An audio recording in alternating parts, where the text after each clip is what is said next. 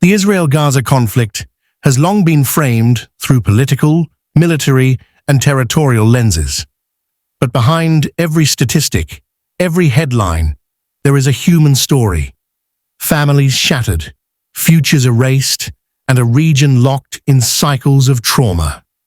Today, we take a step back from geopolitics and look at this war from a purely humanitarian perspective and explore what it would take to break the cycle for the greater good of humanity. The roots of this conflict stretch back more than 75 years.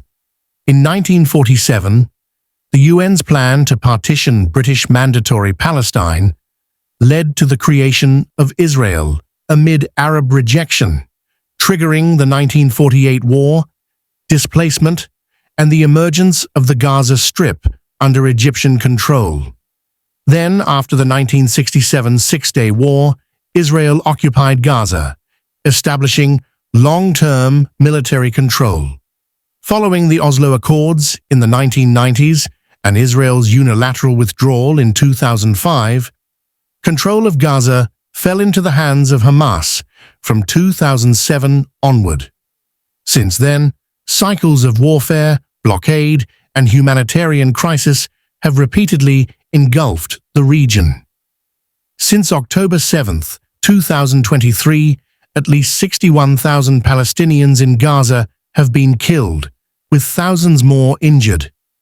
Between October 2023 and March 2025, Gaza's Ministry of Health reported over 50,000 deaths and 113,700 injuries, including more than 15,600 children and 8,300 women.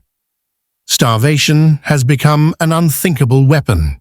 Since March 2025, at least 122 people have died of malnutrition, including over 76 children, and some 65,000 children suffer from severe acute malnutrition.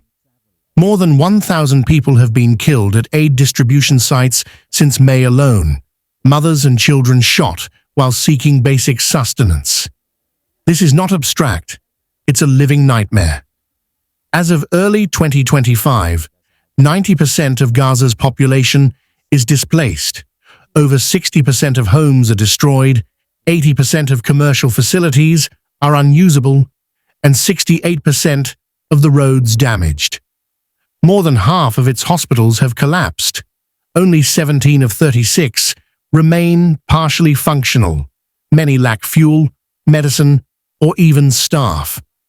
Over 1,000 health workers have perished. Water and sanitation systems are crippled. Over 80% of water, sanitation, and hygiene infrastructure falls inside conflict zones or restricted areas, leading to waterborne disease outbreaks. Between January 1st to 13th, 2025, of 204 coordinated humanitarian convoys into Gaza, 70 were denied, with only 83 allowed in. Massive obstructions amid catastrophes. When war becomes just counting the numbers of deaths and strategy applied to achieve that, the life of civilians becomes subject to increasingly collateral damage, or even worse. But when we shift our view, when we ask not who wins, but who suffers, the path forward changes. This humanitarian crisis strains the credibility of international law, basic human rights, and asks people across the world, will all people be silent bystanders, or voices for the voiceless? War has been inherent in human society, no matter how painful the consequences are. It is associated with power politics and always fought with different means. But when it comes to the use of military means, violence and brutality becomes the fate of the people. Ego, hatred, anger, and enmity supersede all human values.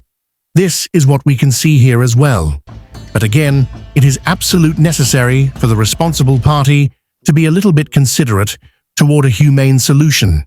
And a sustainable, humane resolution must rest on three pillars: immediate and secure humanitarian corridors, safe routes for food, medicine, water, with international oversight. No attack zones for civilians. Protect schools, hospitals, and shelters via independent monitoring. Long-term reconstruction and psychological healing. Invest in Gaza's infrastructure and build reconciliation programs for Israeli and Palestinian youths.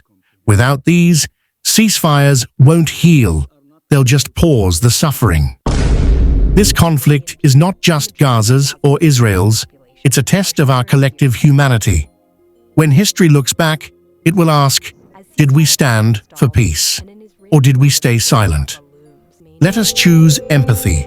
Let us be remembered not for what divides us, but for what unites our shared humanity. Don't be discouraged, oh, I realize it's hard to fight love, it won't have